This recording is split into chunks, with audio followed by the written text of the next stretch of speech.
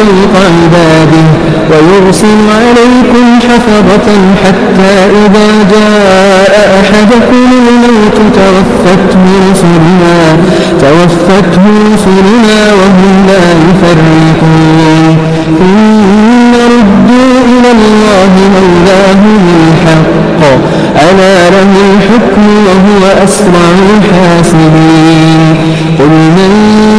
ينجيكم من ظلمات البر والبحر تدعونه تضرعا وخفية لئن أنجانا من هذه لنكونن من الشاكرين قل الله ينجيكم منها ومن كل كرب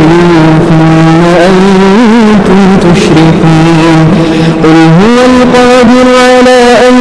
يبعث عليكم عذابا من فوقكم أو من تحت أرجلكم أو يلبسكم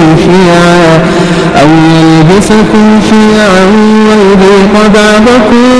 بأس بعض انظر كيف نصرف الآيات لعلهم يفقهون وكذب به قومك وهو الحق قل لست عليكم بوكيل لكل نبأ مستقر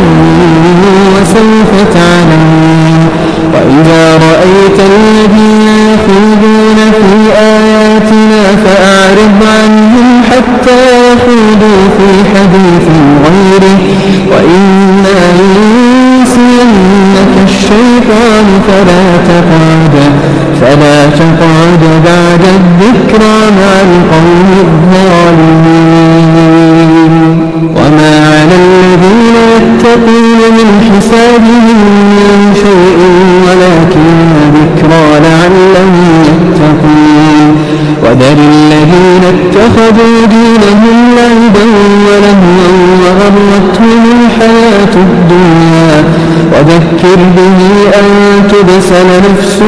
بما كسبت ليس لها من دون الله ولي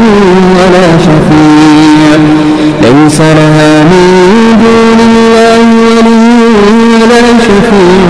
وإن تعدل كل عدل لا يؤخذ منها أولئك الذين أبسلوا بما كسبوا لهم شراب